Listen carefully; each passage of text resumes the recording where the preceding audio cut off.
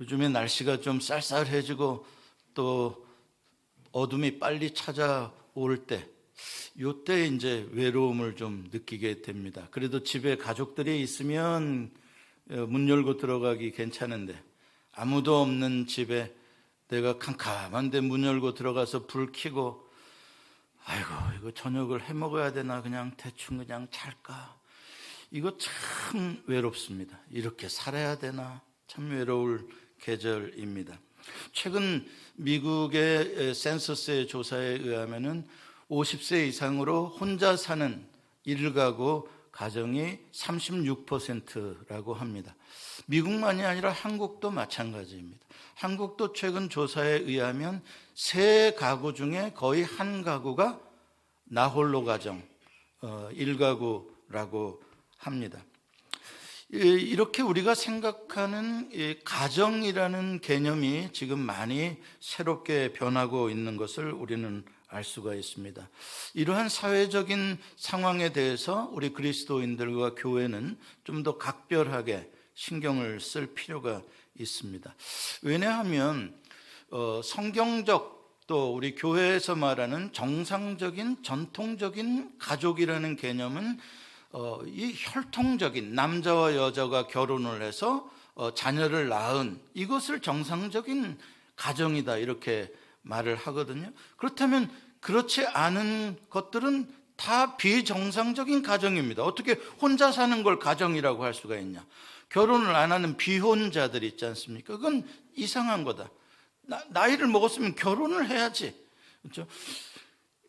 이혼도 마찬가지고요. 그래서 이혼한 홀로 된 가정이든 무슨 미혼모의 가정이든 나머지 부부가 자녀를 이렇게 양육하는 가정이 아닌 나머지 가정들은 비정상적인 가정으로 이렇게 선입견을 갖게 되어져 버리는 것이죠. 그런데 문제는 과거에는 그런 가정들의 숫자가 적었기 때문에 문제가 덜 됐다고 생각하지만, 이제는 그게 아니라 말씀드린 대로 이제는 33%, 40%를 넘어가는, 이제 시간이 더 지나면 절반 정도가 그렇게 나홀로 가정으로 살아가는 이 시대에 함께 부부가 자녀들을 양육하는 것만 정상이라고 고집하는 교회에 대해서 그 사람들은 얼마나 소외감을 느끼겠습니까? 교회가 멀어지게 될 수 있는 걱정이 되는 것이죠. 하나님이 천지를 창조하실 때 모든 게 다 보시기에 좋았는데 단 한 가지, 아담이 혼자 사는 모습이 좋지 않으셨다, 하나님께서 말씀하십니다. 그리고 그를 돕는 배필을 지으리라 하시고 하와를 지으셨죠. 이거를 갖다가 어떤 사람들은 하나님은 1인 1가구를 안 좋아하신다, 이렇게 해석을 하시는 사람들이, 이건 아주 단세포적인 성경 해석입니다. 그게 그런 뜻이 아니죠. 하나님이 사람을 하나님의 형상과 모양으로 지으신 이유는 우리와 함께 소통하시며 인간과 함께 살기 위해서 그러신 것입니다. 근데 하나님도 성부, 성자, 성령 다양하게 공동체로 사시거든요. 그래서 인간도 남자와 여자 공동체로 인간을 다양하게 지으시고 하나님 안에서 함께 살도록 하신 것이죠. 그게 바로 에덴 동산입니다. 하나님의 패밀리인 거죠. 하나님의 공동체에 인간이, 남녀가 속해 있는 모습입니다. 그게 에덴 패밀리의 모습이죠. 이게 하나님이 생각하시는 혈연적, 육체적 관계를 넘어서는 하나님의 가족의, 영적 가족의 그런 개념입니다. 그런데 마귀는 이러한 것을 싫어하는 거예요. 이렇게 혈연을 넘어서서 더 훌륭한 영적 가족으로 확대되어지는 하나님과 함께 살아가는 모습을 싫어하는 거예요. 그래서 마귀가 인간에게 교만의 마음을 집어넣으면 어떤 공동체 안에서 자기가 높아짐과 동시에 다른 사람을 자기가 통제할 수 있는, 다른 사람을 낮게 보게 되면서 그 공동체는 깨어지게 되는 거거든요. 그렇게 해서 결국은 마귀가 인간에게 교만을 심어놓고 그 교만으로 하나님과의 관계가 깨어지고, 여러분 죄를 범죄하고 나서 바로 나타난 현상들이 뭡니까? 서로 소외시키는 거예요. 하나님과 어제까지도 관계를 좋게 가졌던 아담이 하나님을 피하여 나무 뒤에 숨는 것이고요. 지금도 나와 함께 있는 내 와이프가 저 사람이 나에게 선악과를 먹게 했다라고 그 여자를 블레임함으로써 서로 소외를 일으키고요. 가인이 자기 동생 아벨을 소외시키며 죽이고요. 이게 죄의 모습입니다. 이렇게 원죄 아래 태어난 인간은 본질적으로 외로움, 소외를 가지고 살아가게 되는 것이죠. 그래서 모든 사람은 자꾸 이 외로움을 느끼게 되는 것입니다. 자, 이 외로움을 없애기 위해서 병리적인 현상으로 나타나는 것이 두 가지가 있습니다. 안 좋은 현상이죠.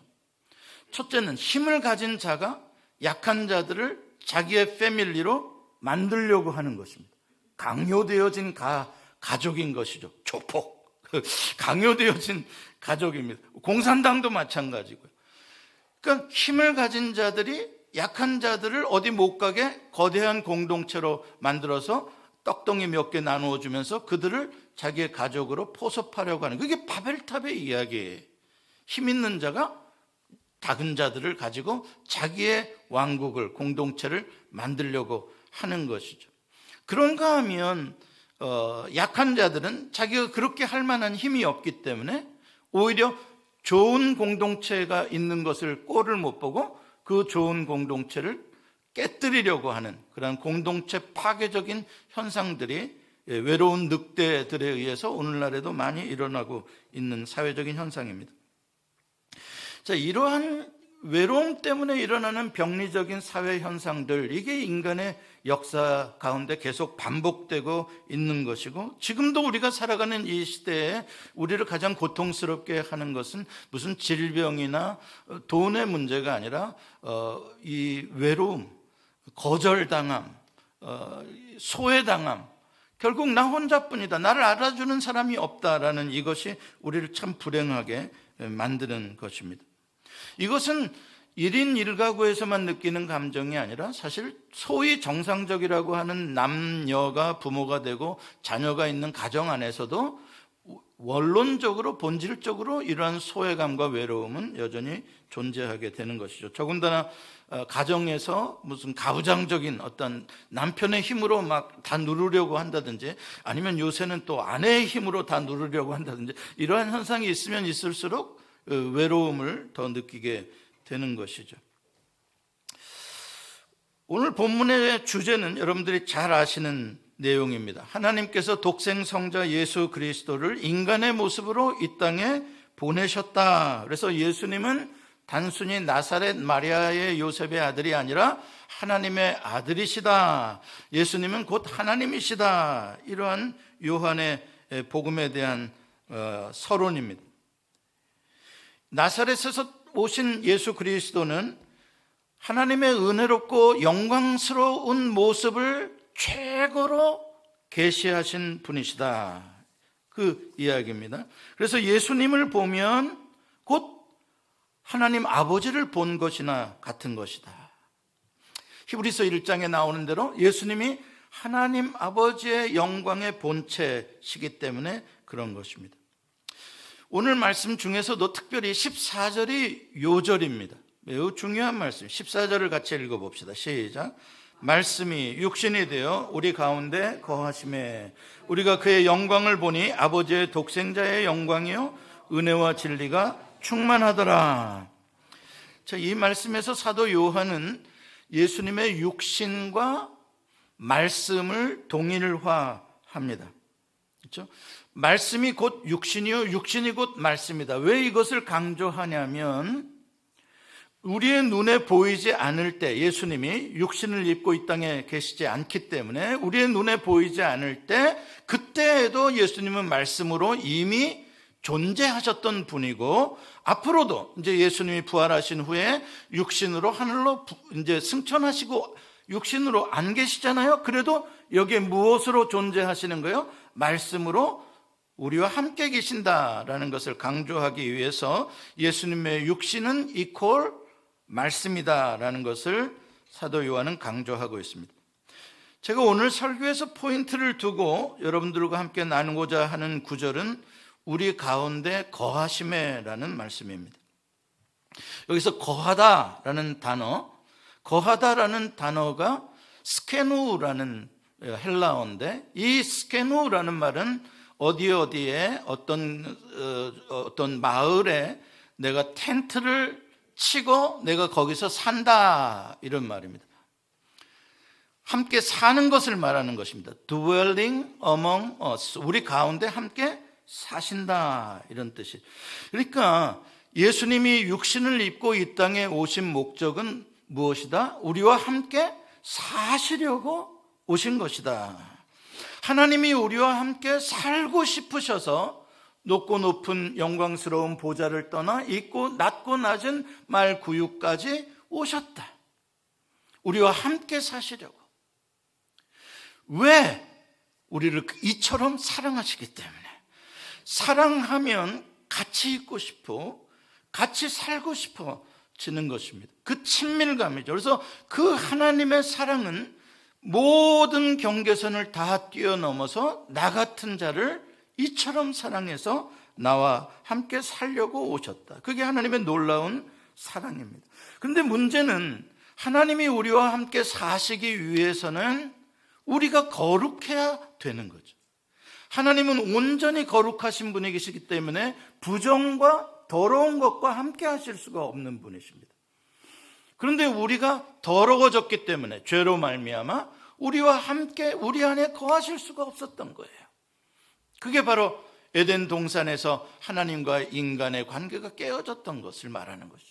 그래서 예수 그리스도 독생자를 통하여 우리의 모든 죄를 깨끗하게 씻어주심으로 말미암아 우리가 하나님과 함께 살 수 있는 거룩한 신부가 된 것이에요. 그래서 비로소 하나님이 우리 안에 들어오실 수가 있고 함께 사실 수가 있게 된 것입니다.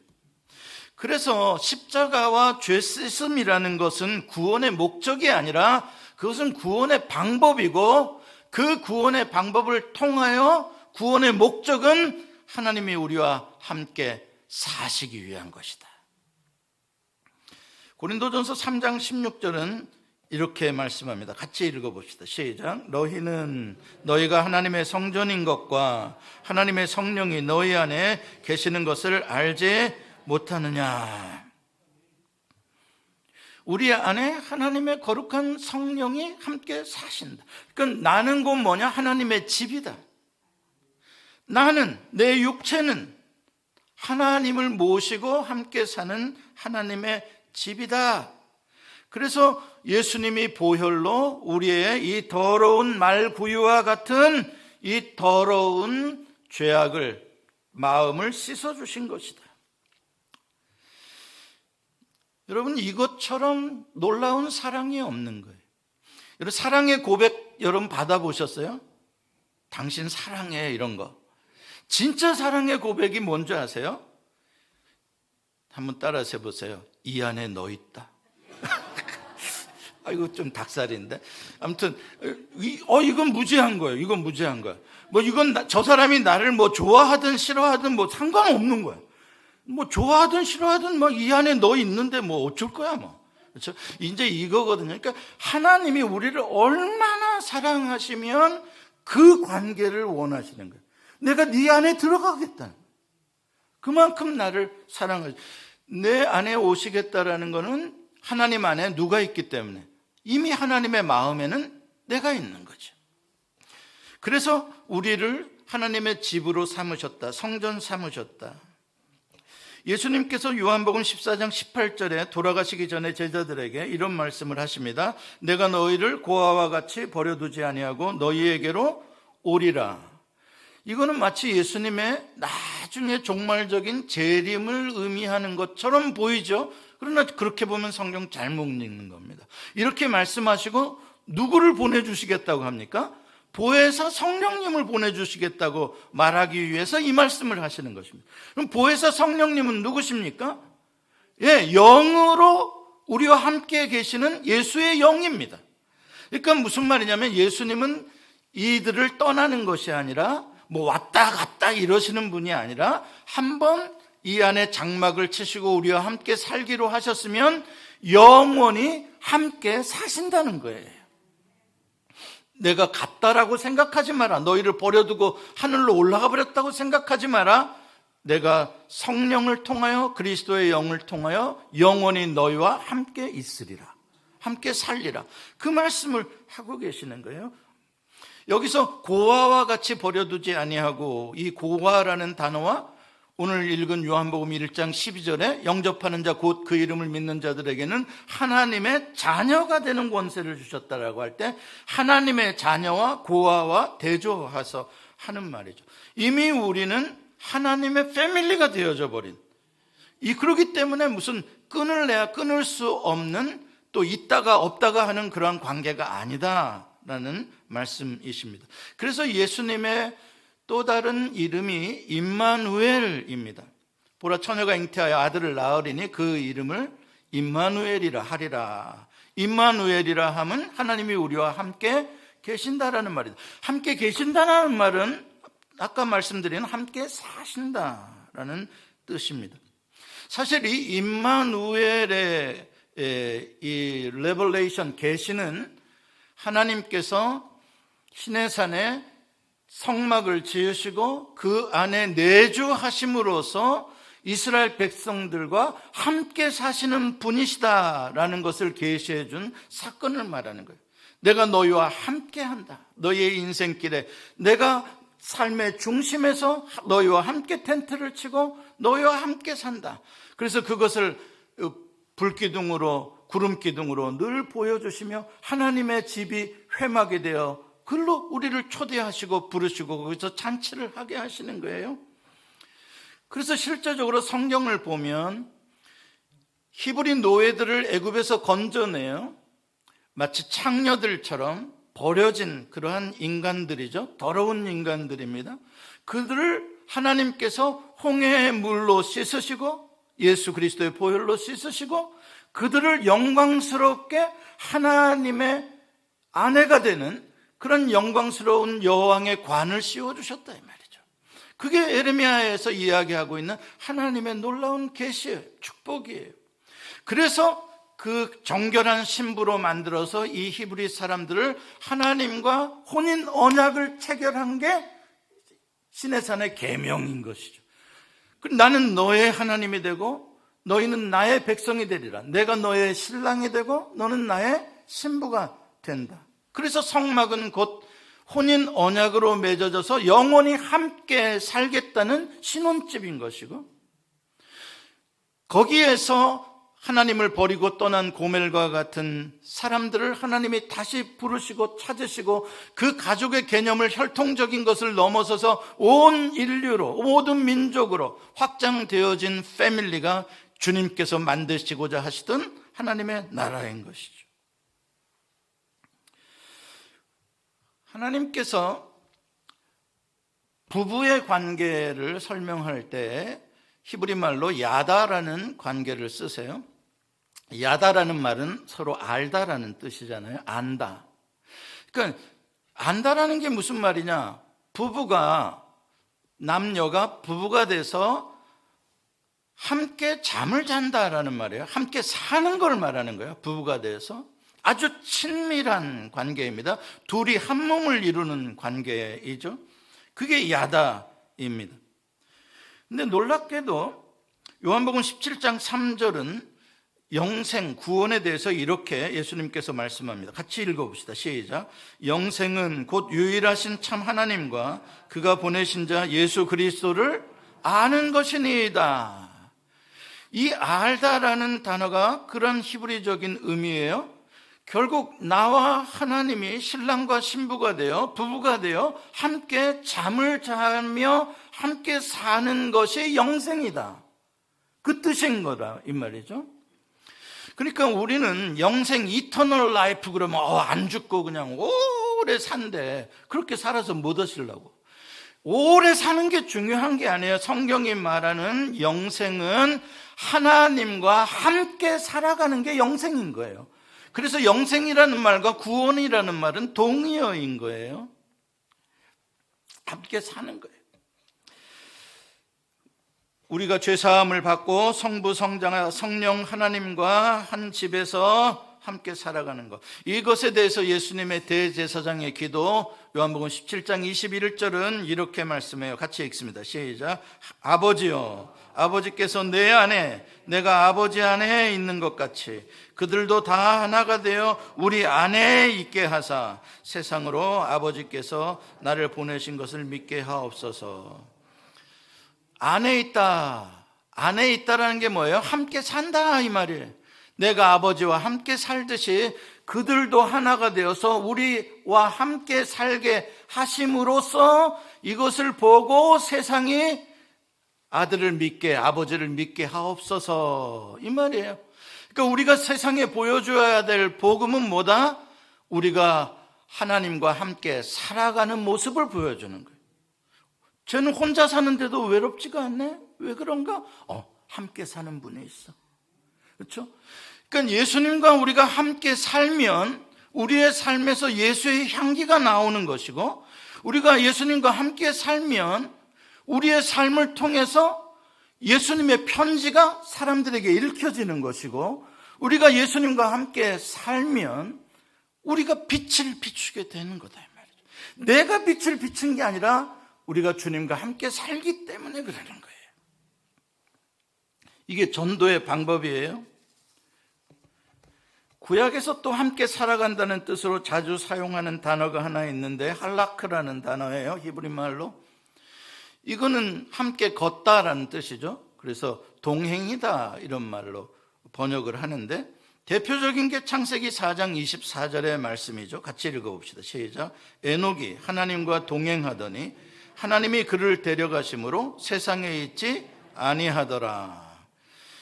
이 말씀을 너무나 또 단세포적으로 해석해서 아담은 육신적으로 안 죽고 그냥 들림받았다는, 들림받든 죽고 가든 그게 뭐가 됐습니까? 가면 가는 거지.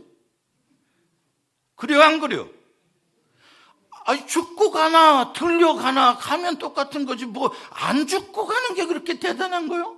아니 그런 뜻을 말하자고 하는 게 아니에요. 여기서는 에녹은 육체적인 죽음을 보지 않았다라는 말을 하려고 하는 게 아니라 에녹이 하나님과 동행했다. 동행했다는 말은 무슨 뜻이다? 함께 살았다 이 말이에요. 에녹이 이 땅을 살 때 하나님과 계속 함께 살더니 하나님이 그를 영원히 함께 사는 데로 데려갔다 그 말이에요. 우리가 해당되는 말인 거예요. 우리도 이 땅에서 하나님과 함께 살다가 영원히 하나님과 함께 사는 곳으로 가잖아요. 그래서 성도들에게는 죽는 게 아닌 거예요. 그냥 들림받는 거죠. 그렇죠?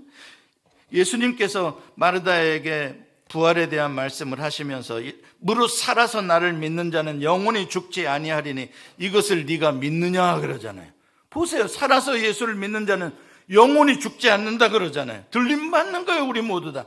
육신적인 죽음은 죽음이 아니에요. 그리스도 안에서 사는 사람들에게는 그냥 주님과 이 땅에서 살다가 계속해서 또 저 세상에서도 사는 것이요, 새 예루살렘이 이 땅에 내려오면 거기서 또 주님과 함께 사는 것이죠.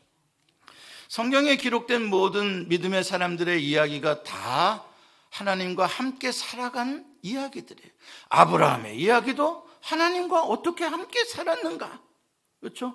다윗의 이야기도 하나님과 어떻게 다윗이 함께 한평생을 살아갔는가, 다 그 이야기잖아요. 엘리야의 이야기도 그렇고 사도 바울의 이야기도 그렇고 다 하나님과 살아간 이야기들인 거예요. 여러분들과 저도 동일해요. 여러분과 저도 하나님과 함께 살아가는 이야기를 지금 만들어 가고 있는 것이에요. 오늘 또 무슨 이야기가, 하나님과 살아가는 이야기가 나오는 것이고, 그렇죠?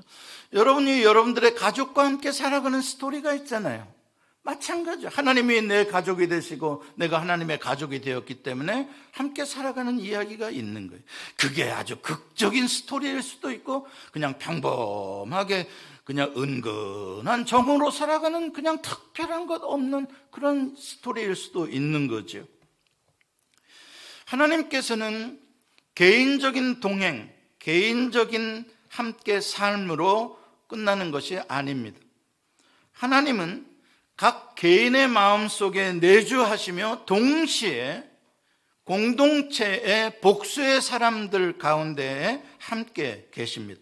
In us 또 among us 입니다.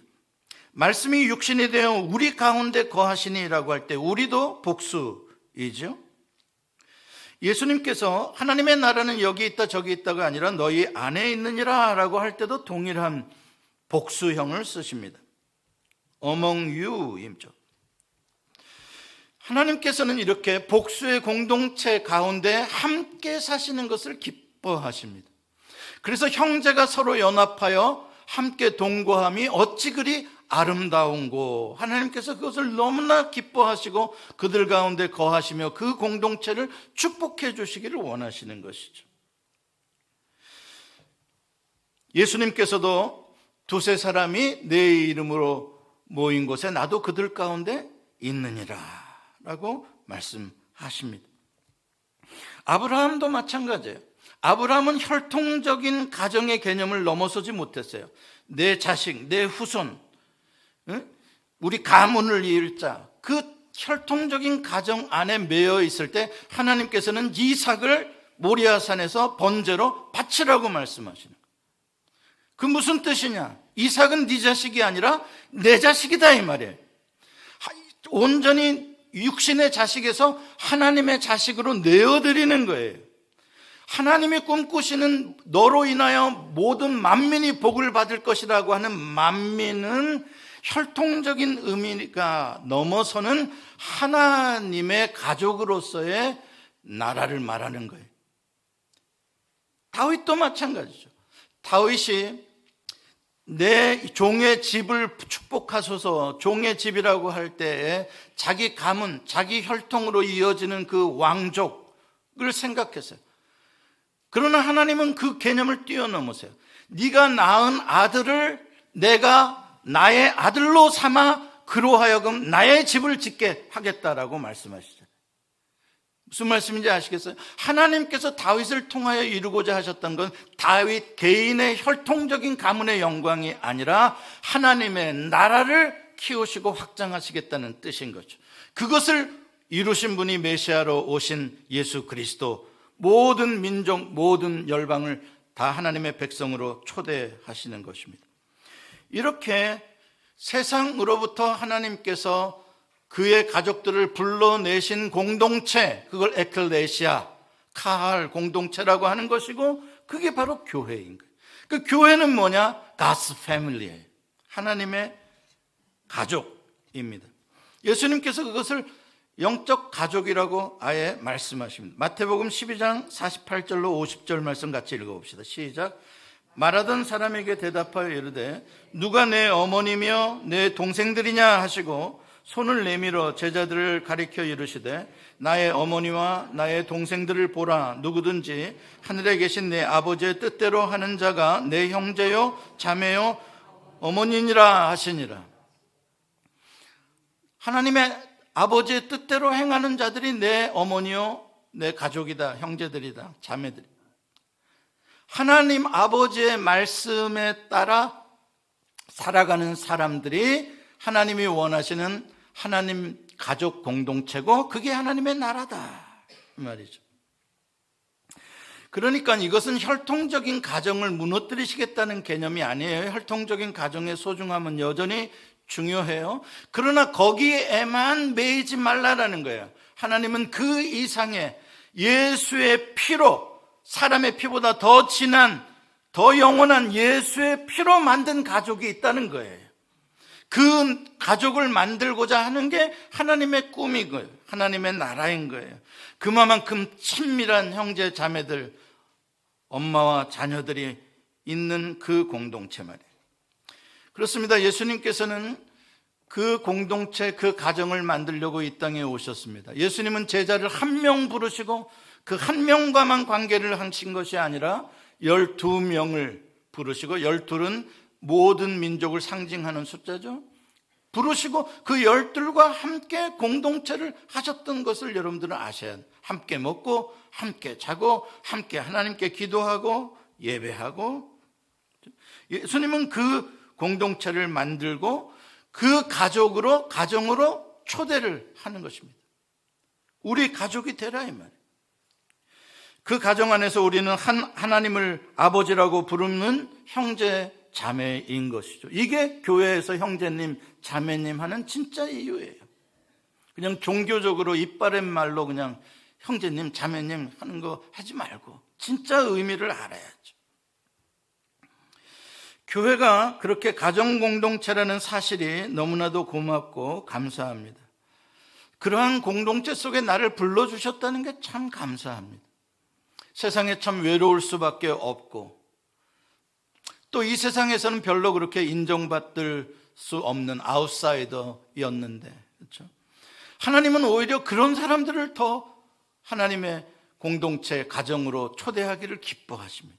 죄인들을 초대하시고 오늘 내가 삭개오의 집에 가서 머물고 삭개오 집에서 살아야 되겠다, 그렇죠? 버림당하고 못나고 실패한 자들, 병든 자들, 손가락질 받는 자들, 예수님이 그들을 부르시고 찾아가시고 하나님의 가족으로 불러주십니다.